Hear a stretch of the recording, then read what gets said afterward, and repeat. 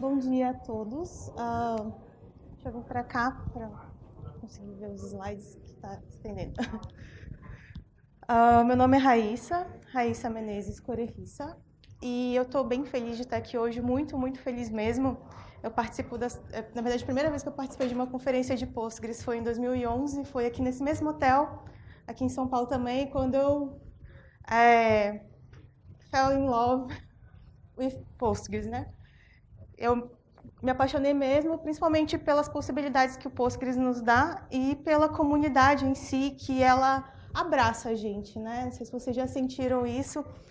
Tudo que você precisa para qualquer coisa, a gente pergunta lá no grupo da comunidade.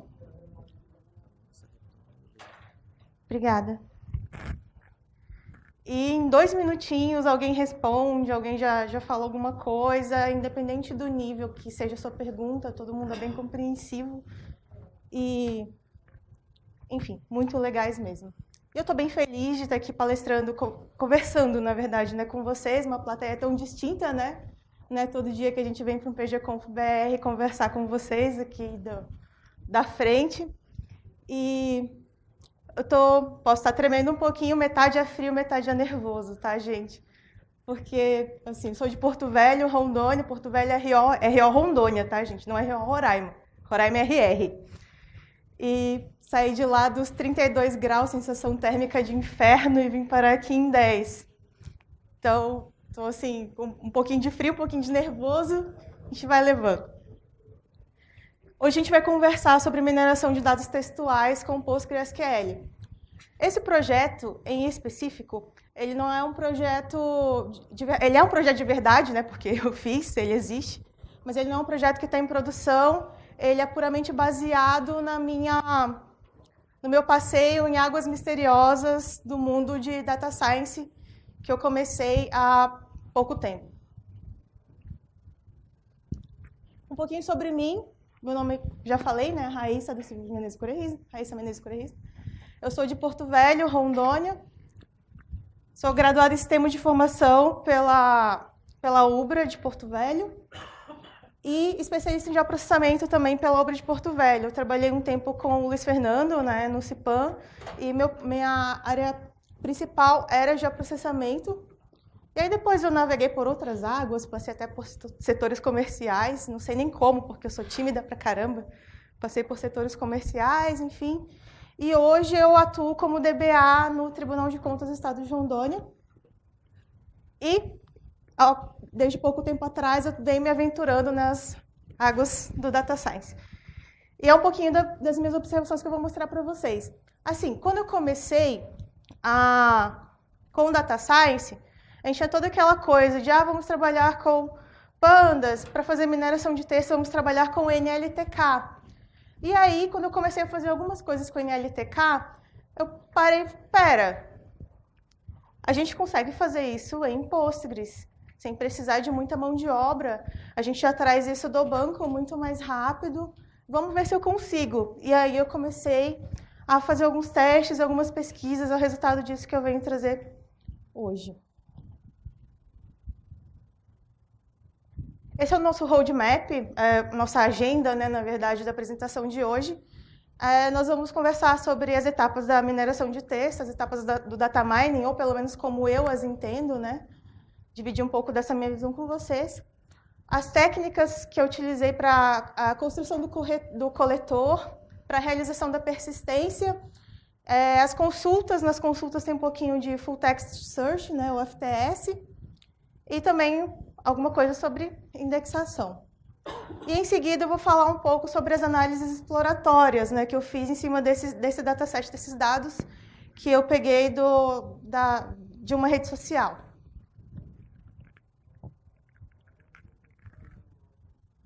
Essas são as etapas da mineração de dados. Se a gente for procurar na internet ou pesquisar alguma coisa, isso diverge de autor para autor.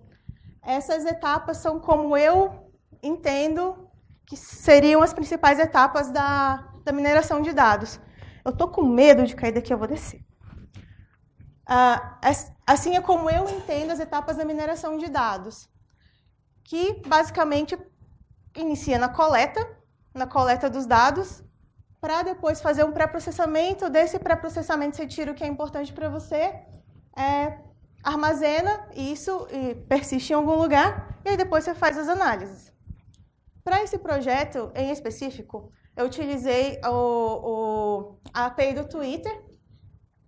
E assim, como eu utilizei uma única fonte de dados, que era o Twitter, e ele já vem bonitinho para nós em JSON, eu achei que era legal eu inverter um pouco esse fluxo. E aí eu fiz assim, eu coletei os dados, em seguida eu armazenei todos os tweets de forma bruta dentro do Postgres. Então eu fiz coleta, armazenamento, dentro do Postgres eu fiz o pré-processamento e aí eu fiz a análise. Até aqui, ok? Falei um pouco já das ferramentas, né, que eu utilizei, mas basicamente foi a API do Twitter, a API gratuita mesmo do Twitter. Para coleta e para as análises eu utilizei Python com algumas bibliotecas, né, o PsychoPG para conversar com Postgres, né, e o Twitter Python, ou Twitter, biblioteca Twitter, para fazer mesmo, para poder consumir os dados que vieram da API do Twitter para mim. E dentro do Postgres a gente fez o armazenamento dos dados, o pré-processamento e parte das análises. Eu falo parte das análises porque um pouco das análises também utilizei o Metabase, que eu esqueci de colocar aqui nesse slide, mas é um programa para, na verdade, é um sistema que a gente consegue criar dashboards, né? Entre outras coisas, criar dashboards. Ele é livre, ele é open source e a gente consegue fazer várias coisas legais dentro dele e disponibilizar isso no nosso site. Ele tem muita coisa que eu já tinha visto somente em softwares pagos ou free, entre aspas, como o Power BI, por exemplo, né? O Power BI é free, mas, por exemplo, para você colocar no seu site, precisa ter uma partezinha dele paga. No Metabase a gente consegue fazer isso de forma gratuita. Agora vem a parte da coleta. Eu utilizei o Python, fiz as importações ali de algumas bibliotecas, né? O PsychoPG, o Twitter, que é o Twitter Python, e o JSON. Utilizei o JSON só para a gente conseguir trazer de forma... Como os dados da API do Twitter fornecem para a gente isso em JSON, né? Eu utilizei a biblioteca JSON também para a gente poder armazenar tudo direitinho. Aí aqui na fase de coleta a gente vai passar algumas credenciais de acesso. Essas credenciais de acesso a gente consegue cadastrando uma aplicação lá dentro do Twitter Developer. É um site que é do Twitter, né? Você cadastra lá a tua aplicação e ele vai te responder com essas credenciais de acesso aqui, essas 4 credenciais de acesso. Aí você vai pegar isso e vai trazer para a tua aplicação para você proceder com as suas análises. Gente, eu não sou dev, tá? Só me explicando um pouquinho, eu não sou dev, eu sou DBA. Então, parte do código pode parecer assim, como que eu posso dizer, uma merda mesmo.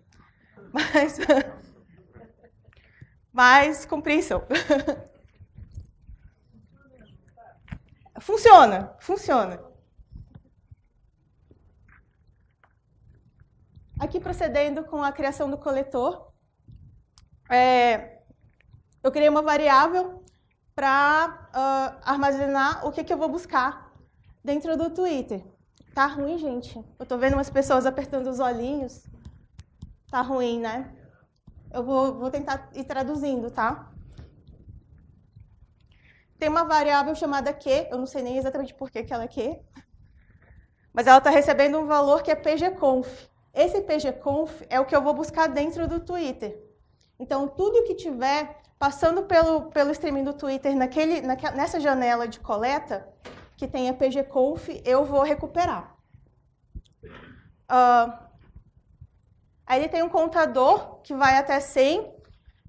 Na verdade, utilizando a API paga, ou a API gratuita do Twitter, ele me permite realizar janelas de consulta de 100 tweets mesmo, né? E essas janelas têm umas limitações. São 15 requisições a cada 15 minutos, limitado por usuário e por aplicação. Então, eu não deixei isso fazendo com o streaming, né? Eu fiz, na realidade, eu fiz 3 coletas. Eu fiz uma coleta na quinta, uma coleta na quarta, uma coleta na quinta e uma coleta ontem à noite, para trazer esses dados de vocês. Então, foram para vocês. Então, foram 3 coletas. E uma coisa interessante de falar é que, apesar de eu ter definido ali uma janela de 100 tweets, ele só vai trazer o que está sendo trafegado em tempo real. Ou seja, eu defini uma janela de 100 tweets. Porém, tem, digamos, 60 tweets ali no streaming, naquele momento ele vai trazer os 60. Ele não vai trazer 100. Então, eventualmente, poderia ser que eu perdesse uma janela. Esse também foi um dos motivos de eu resolver trazer tudo para dentro do banco de dados de forma bruta, porque eu tinha medo de repente, não sei, o status mudar de nome, não ser mais status e ser status, e eu precisar organizar meu coletor e perceber isso só depois que os dados não vieram. Então, eu ia perder uma janela, né? Eu ia perder uma janela de consulta. Então, por isso que eu achei legal já trazer tudo. Mas no ambiente de produção é interessante já fazer realmente o pré-processamento e trazer só o que de fato vai interessar para nós. Em seguida, aí eu printei o status, né, porque eu estava coletando só para saber se ele realmente trouxe alguma coisa. Ele está trazendo. Em seguida, a gente inicia a fase de conexão com o banco. Eu estou utilizando o PsychoPG. E deixa eu ver se eu consigo. Aí aqui está passando os parâmetros de conexão. Passando os parâmetros de conexão com o banco também e criando um cursor que a gente vai utilizar durante o restante da aplicação para gravar e fazer algumas consultas também. Bom, consegui coletar os dados, trouxe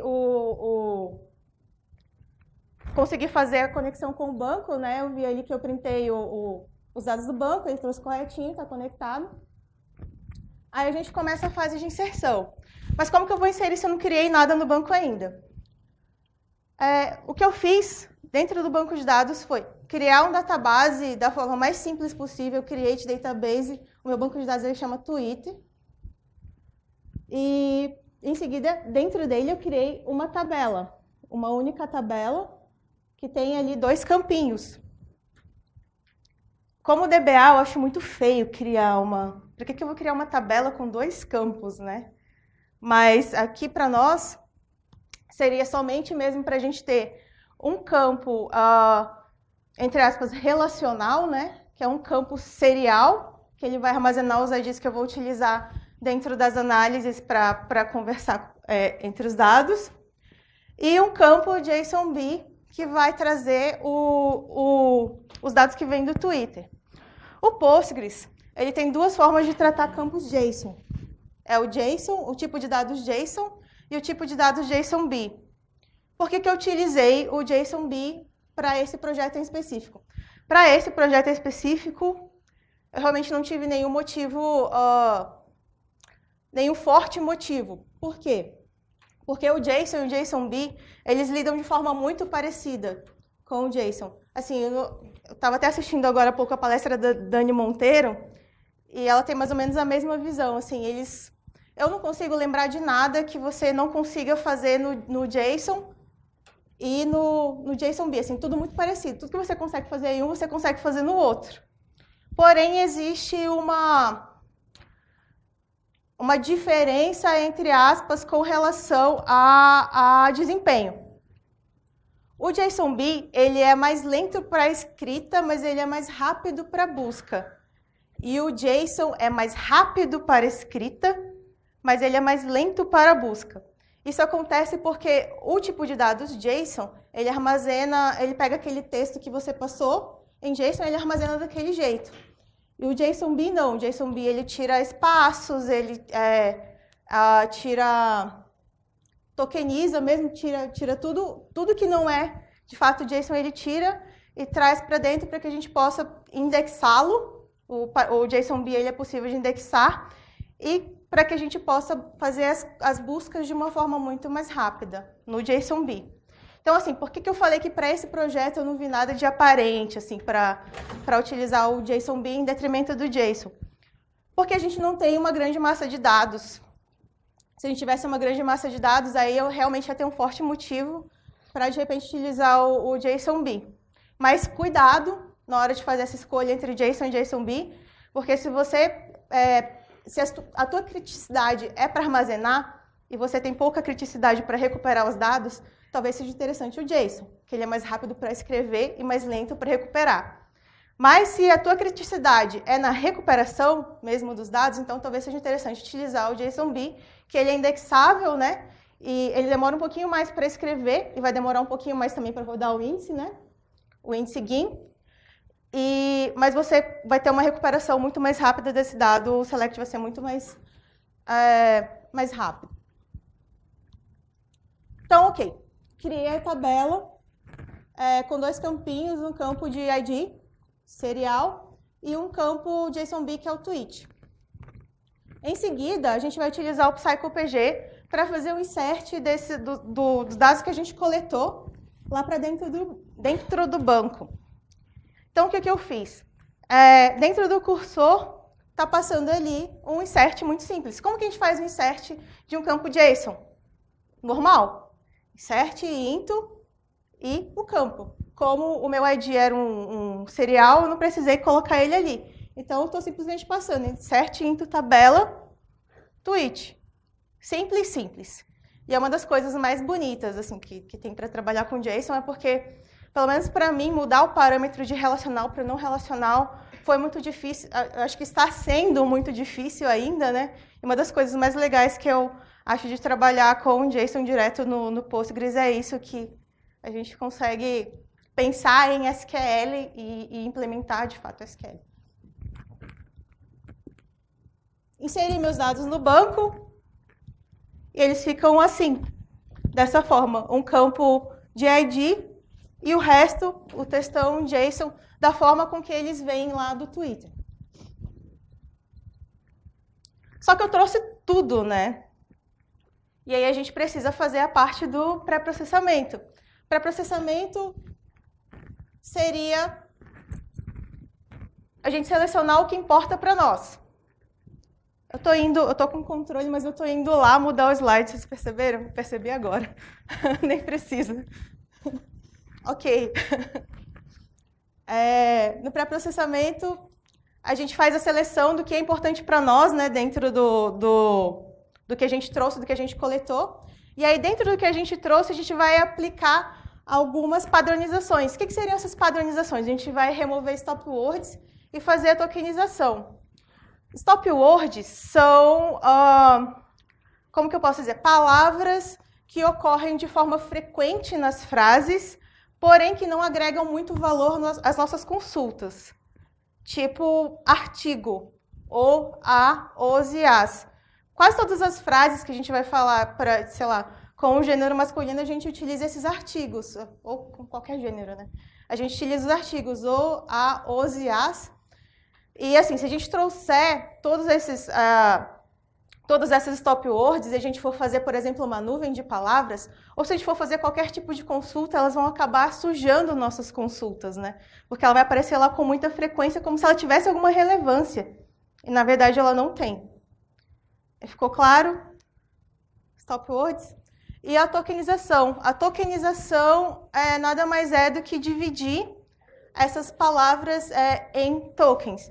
Então, digamos que eu tenho uma frase grande, eu removi as stop words, e aí eu vou dividir cada palavrinha dessas que sobraram, e essas palavrinhas serão tokens. E em seguida, das aplicações dessas padronizações, a gente vai fazer uma busca textual. Na parte de padronização também a gente vai criar os lexemas, né? A gente vai tokenizar e dividir isso em lexemas. Os lexemas, eu não falei dos lexemas, né? Os lexemas são partes da palavra. Digamos que eu tenho a palavra acordar e a palavra acordado. A gente percebe que elas partem de um mesmo radical, que seria o acorde. Então, o lexema é esse radical. Então, a gente vai agrupar, a gente vai tokenizar todas essas palavras e agrupar elas em lexemas, a fim de diminuir a repetição, né, desses dados. E o que a gente vai utilizar para fazer tudo isso? São as armas ninja, né? A gente vai fazer uso do tipo de dados que foi utilizado, né, que é o JSON-B. E o JSON-B, ele fornece para nós armazenamento em JSON, armazenamento em JSON válido, né, que é muito importante também dizer, é JSON válido que ele armazena, e prover para nós uma consulta de documentos sem dor nem sofrimento. Eu falo dor e sofrimento porque eu não sei quantos aqui já trabalharam com XML. Né? XML é um trem que traz dor e sofrimento. É muito chato de se trabalhar com ele. E com JSON-B não. JSON-B é bem gostoso de trabalhar, uma coisa que flui. Assim, bem legal mesmo. Eu trabalho, na verdade, eu não cheguei a trabalhar com XML no Postgres, mas eu trabalho com XML no SQL Server. É bem doloridinho e o JSON-B no Postgres é bem mais legal. Além de fazer o uso do que o JSON-B pode nos oferecer, né, a nível de SQL, a nível de armazenamento, vocês viram lá que eu consumi a API e eu trouxe todos os dados da API do jeito que estava. Eu não precisei mexer. Então, quantas pessoas que não consomem APIs que vêm em JSON e que, de repente, isso não facilitaria o trabalho delas, né? Ao invés de ter que destrinchá-la no código para trazer da forma correta para dentro do banco. De repente, se for alguma coisa que aonde caiba, né? Obviamente, cada caso é um caso, mas se puder trazer da forma mais fácil, talvez seja uma mão na roda para muita gente. Além disso, a gente vai utilizar aqui também o TS-Vector e o TS-Query. TS-Vector na verdade, é uma lista de lexemas, né, onde ele vai fazer a comparação do token que a gente tem e agrupar isso dentro de um lexema específico e eu coloquei aqui, agrupar variantes da mesma palavra, que era o que eu tinha falado, né? A gente tem acordado e acordar e são variantes de acordo, né? Que seria o lexema ou radical da palavra. O TS-Vector, ele também remove as duplicações, porque a gente vai estar agrupando isso, e quando a gente passar a função toTS-Vector e o nome do nosso campo, ele vai responder para nós com os lexemas e aonde eles aparecem dentro daquela string. Eu vou mostrar isso em detalhes mais para frente, tá? E o TS-Query, que é basicamente o que a gente está procurando. Então, assim, a gente vai utilizar o TS-Vector. O TS-Vector é o nosso campo de busca. O nosso campo de busca, não. Bom, a gente vai buscar um TS-Query dentro de um TS-Vector. Ok?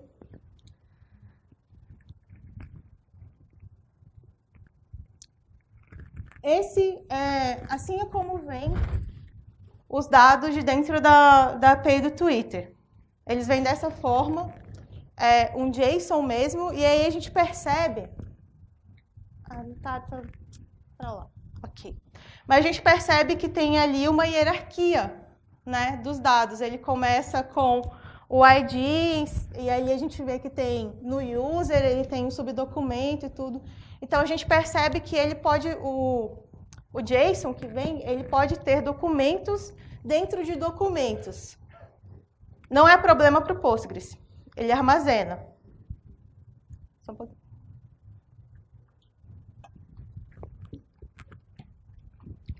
Mas ok, trouxe para nós tudo, trouxe os documentos dentro dos documentos, e aí qual que seria o próximo passo agora da nossa análise?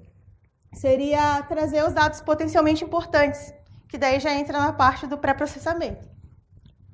E os dados potencialmente importantes, para esse estudo de caso específico, eu entendi que seriam o ID, ou o texto do tweet, né?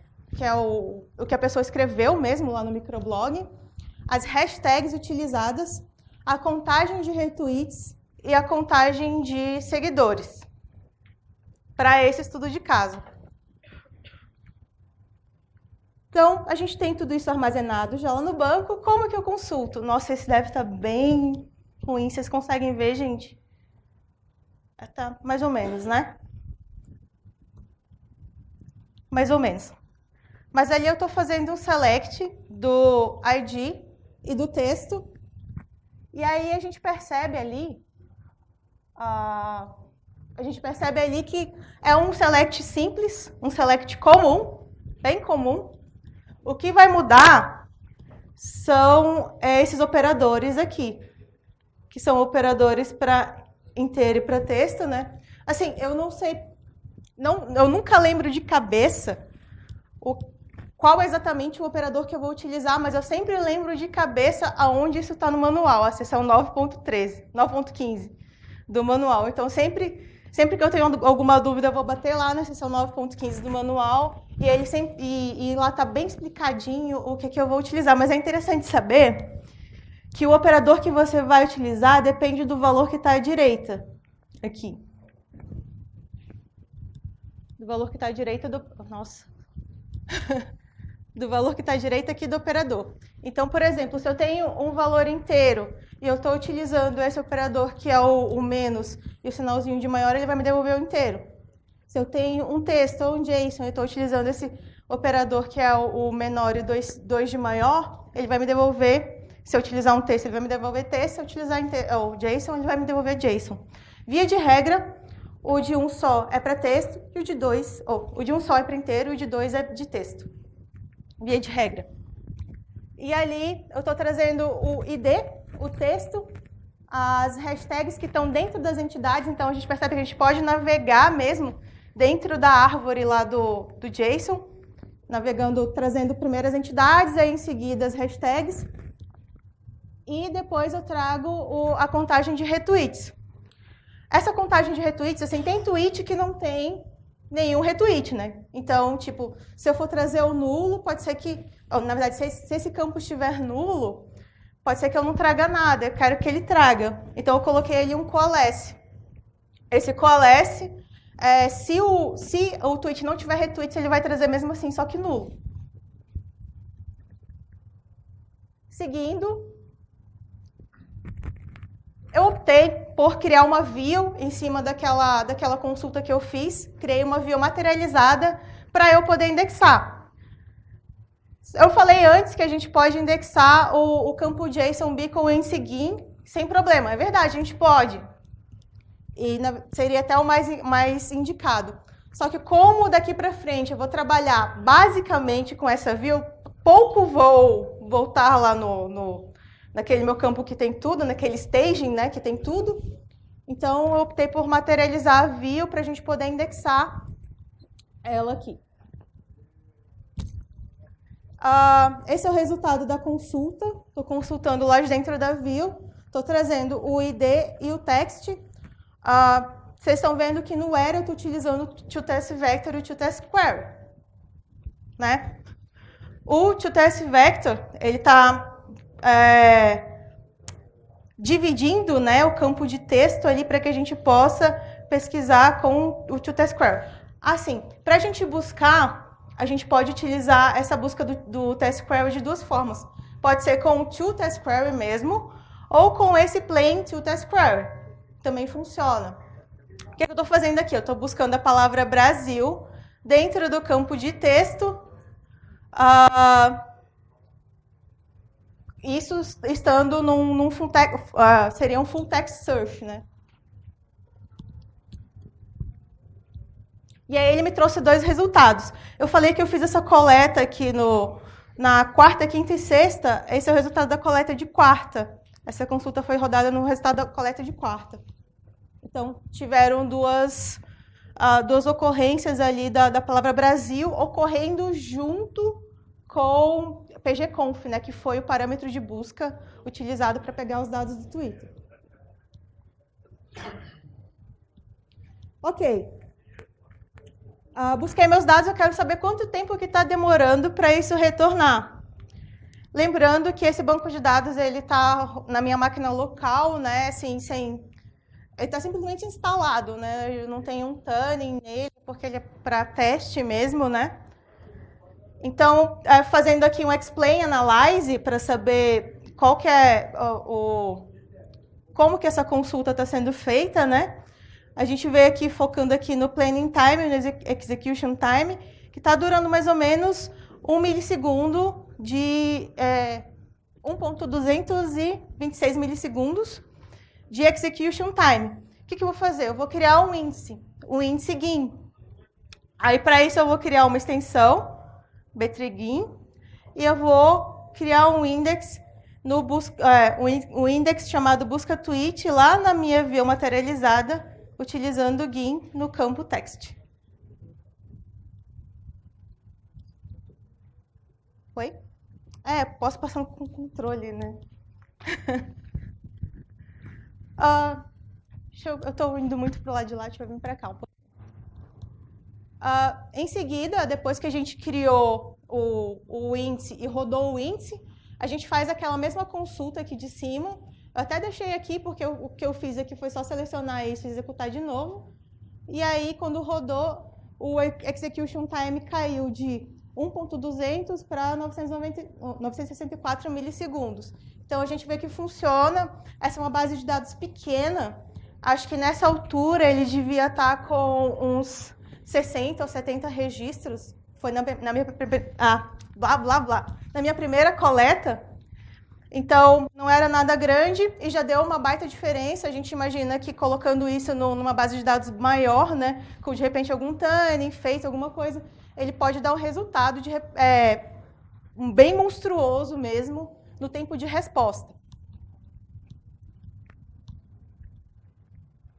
Quando eu falei que a gente tem documentos dentro de documentos, isso acontece lá dentro das hashtags. Então, como que eu faço para buscar as hashtags? Aqui eu estou fazendo um select lá dentro daquela minha view, né, para trazer eu estou colocando o JSON Be Pretty, né, se eu não me engano. Eu coloquei o JSON Be Pretty só para ele trazer na árvorezinha bonitinha, não trazer aquele textão corrido, né, que a gente está acostumado, só para mostrar aqui para vocês. E eu vi que lá apesar de eu ter dividido tudo bonitinho no meu select, utilizando aqueles operadores legais, na parte das hashtags ele ainda ficou aqui o JSON. Por que isso acontece? Porque provavelmente não, é o que aconteceu. Esse tweet, ele tem duas hashtags. E como que eu resolvo isso? Eu tenho um registro que tem dois registros associados. Eu não posso duplicar, né? Pegar esse registro e duplicar para que ele venha com todos eles. Qual foi a forma que eu encontrei de resolver isso? Fazendo produto cartesiano. Produto cartesiano, no caso, seria o cross-join, né? E lá dentro eu estou buscando o meu valor do texto, das minhas hashtags dentro do texto, e fazendo um cross-join com o meu JSON-B Array Elements. O JSON-B Array Elements, ele vai pegar um campo JSON e ele vai colocar dentro de arrays. Então, eu estou fazendo produto cartesiano com os arrays das hashtags, que podem ser 0 ou podem ser N, né? Com os meus tweets. E aí, fazendo isso, ele me devolveu aqui o resultado que eu queria. Ele me devolveu uma tabelinha. Aí a gente percebe que o tweet número 10, ele tem duas hashtags. O tweet número 11, ele tem... número 12, o 11 não devia ter hashtag. O número 12, ele também tem duas hashtags associadas. E ele me devolveu do jeito que eu queria, para que eu possa, de repente, fazer uma análise das hashtags mais utilizadas. Estão sendo utilizadas junto com a minha palavra-chave pesquisada, que foi pgconf.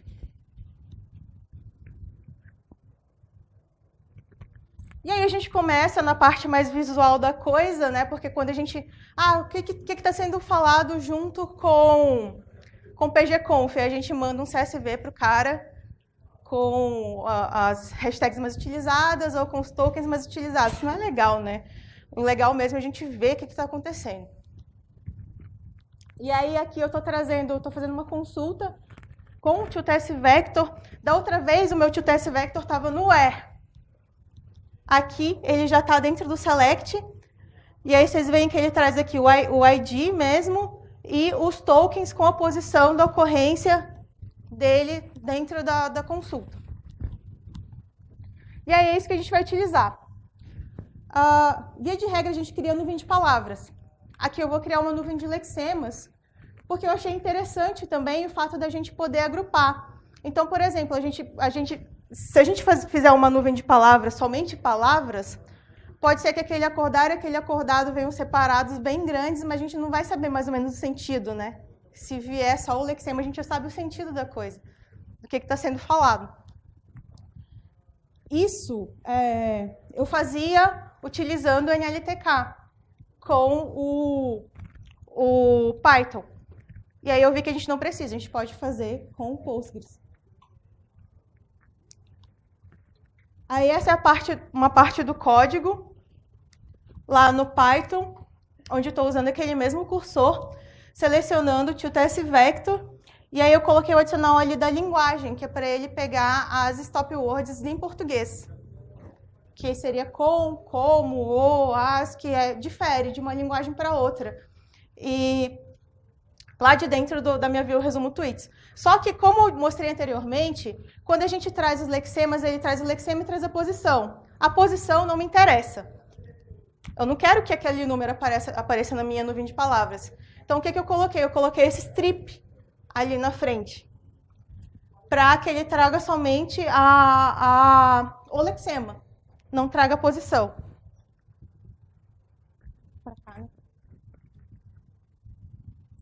E esse é o código que eu utilizei para a criação da nuvem de palavras propriamente dita.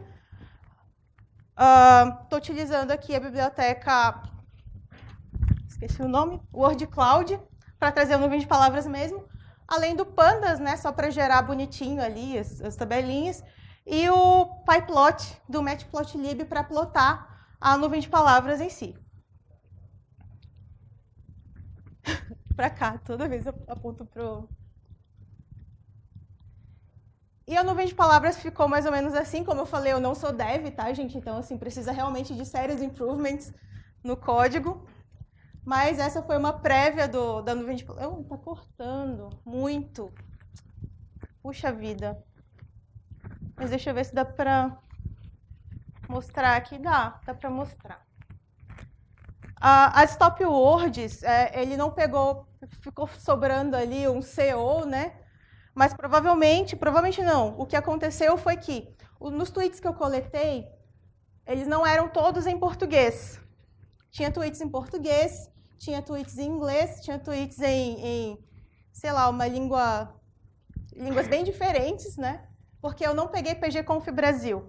Eu peguei pgconf como um todo. Então, o que está acontecendo nesse momento no mundo? A gente está tendo pgconf Brasil, a gente tem o pgconf Ásia, que vai ser em Bali, né? Vai ser mês que vem. Tem o pgconf Europa, que eu acho que acabou de acontecer também. Então, a gente tem várias coisas associadas à pgconf acontecendo nesse momento no mundo. Mas a gente percebe claramente, não tão claramente, porque aqui está meio em verde limão, né? Mas a gente percebe que o que está mais sendo falado é pgconf Brasil, nessas janelas de coleta que foram feitas de quarta a sexta. pgconf Brasil, pgconf BR, a gente percebe discretamente um pgconf Ásia, percebe discretamente aqui embaixo assim, pgconf Ásia, parece pgconf EU também, da Europa, né, aqui pro lado de cá.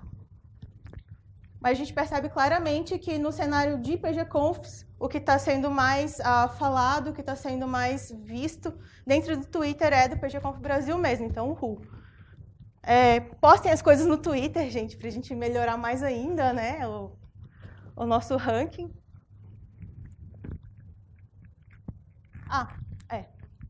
A gente está utilizando também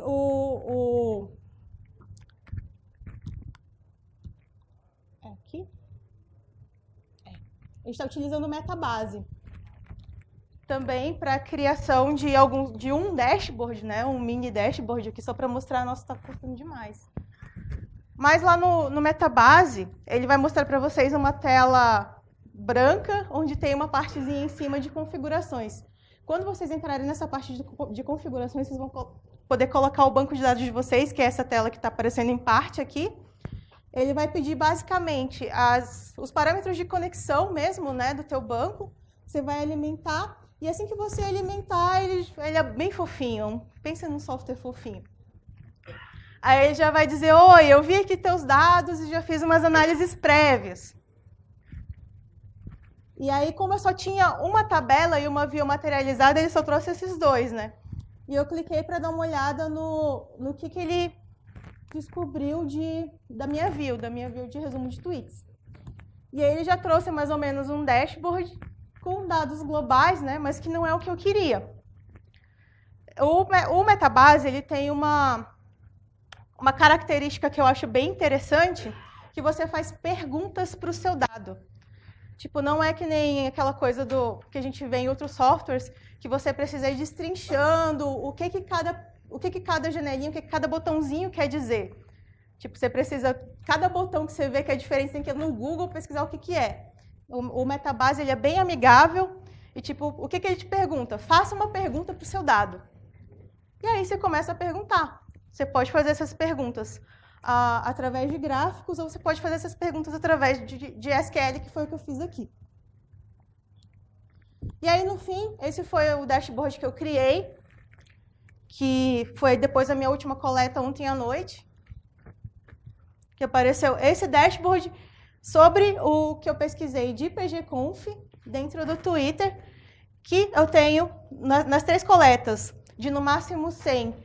Eu tive aqui um universo de amostras obtidas de 243 tweets, então, que eu consegui coletar. Desses 243, tem 272 hashtags associadas. Tinha muito tweet que não tinha hashtag, né? Estava falando lá de pgconf e tudo, mas sem hashtag, e outros com N hashtags. Então, dentro dos 243 tweets, tem um total de 242 hashtags associadas, e dessas 242 hashtags associadas, as mais relevantes são essas de cima, que são PostgreSQL, que, por óbvio, né, vem junto com pgconf. A terceira, no top 3, pgconf-br, está vindo associada junto com pgconf. Automação, né, automated, DB, database, pgconf Europa, está aparecendo bastante, né? pgconf 2019, PSQL, Bali, que vai ser o pgconf Ásia, né? Vai ser em Bali, imagino que seja por isso. E o alcance obtido, que são 259.093, para essa busca em específico. Esse alcance, ele é feito através da contagem dos seguidores. Não sei se vocês perceberam quando eu estava fazendo lá o meu select, eu estava pegando a contagem dos seguidores. Então, digamos que eu tenho... eu não sou relevante aqui porque eu tenho, tipo, 4 seguidores, eu acho, no Twitter. Mas, digamos que eu tenha 100 seguidores, eu fiz um tweet, o alcance do meu tweet vai ser 4 e, sei lá, os 100 dos meus 4 amigos, né? 100 dos meus 4 amigos. Então, crescendo isso, meu alcance obtido é 259.093. Então, basicamente, eu gostaria de instigá-los, né, a pesquisar mesmo, a utilizar o Postgres em tudo que vocês acharem possível de ser feito, né? Vocês viram que a gente consegue utilizar Full Text Search e que a gente consegue fazer até algumas análises textuais sem necessariamente precisar de um NLTK ou de outras ferramentas que a gente precise, de repente, gastar bastante tempo ou contratar um desenvolvedor para fazer, né? Sendo que a gente pode fazer dentro do Postgres. Espero que vocês tenham gostado. Eu gostei muito de estar aqui com vocês, gente. Obrigada mesmo pela presença de todos aqui. Esses são os meus contatos. É isso aí. Então é isso, gente. Obrigada pela participação de todos.